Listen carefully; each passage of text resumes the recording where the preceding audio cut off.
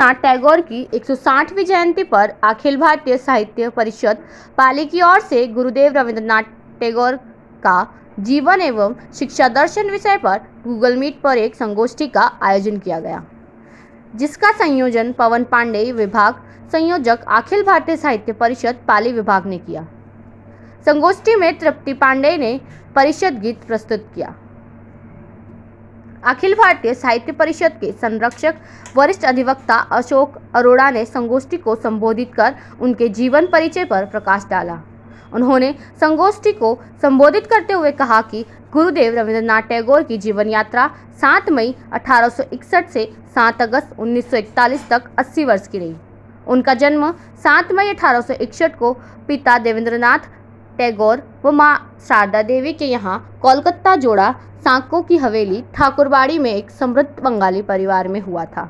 वे अपने माता पिता की अंतिम संतान थे। जब छोटे थे तभी उनकी माता का स्वर्गवास हो गया था। उनकी प्रारंभिक शिक्षा सेंट जेवियर स्कूल में हुई। उनके पिता चाहते थे कि वह बैरिस्टर बने, इसलिए उन्हें कानून की पढ़ाई के लिए लंदन भेजा, परंतु उनका मन साहित्य में रमता था, इसलिए कानून की पढ़ाई को बीच में ही छोड़कर बिना डिग्री लिए वे पुनः भारत आ गए। 8 वर्ष की उम्र में पहली कविता व 16 वर्ष की उम्र में पहली लघु कथा उन्होंने लिखी और सफल प्रकाशित।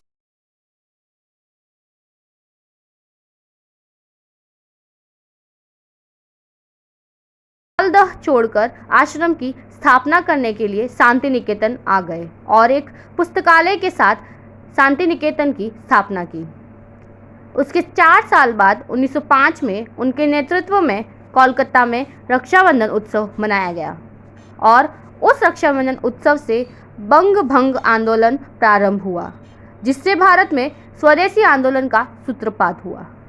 उसके 8 साल बाद 1913 में उन्हें उनकी प्रसिद्ध रचना गीतांजलि के लिए साहित्य का नोबेल पुरस्कार प्राप्त हुआ।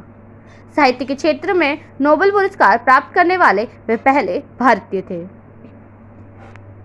भारतीय साहित्य के एवं एशिया के भी प्रथम भारतीय थे जिन्हें साहित्य के क्षेत्र में नोबेल पुरस्कार से सम्मानित किया गया।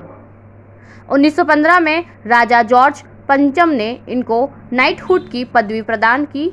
यह पदवी प्राप्त करने वाला व्यक्ति अपने नाम के आगे सर लगा सकता था।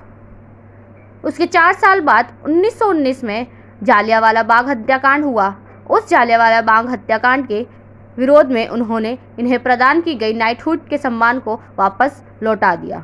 कोरोना की चपेट में आहत हूँ, किंतु आशावान हूँ। मैं राजस्थान हूँ। मेरे दामन में फैली हैं हिम्मत, जांबाजी और दिलेरी की दास्तां। मेरे आंचल में सिमटी हैं भक्ति, प्रेम और त्याग की कहानियां। मेरी मिट्टी में इबादत के कई रंग बसते हैं। मेरे रक्त से पांव मचलते हैं। मेरे हाथों के हुनर का ना कोई सानी है।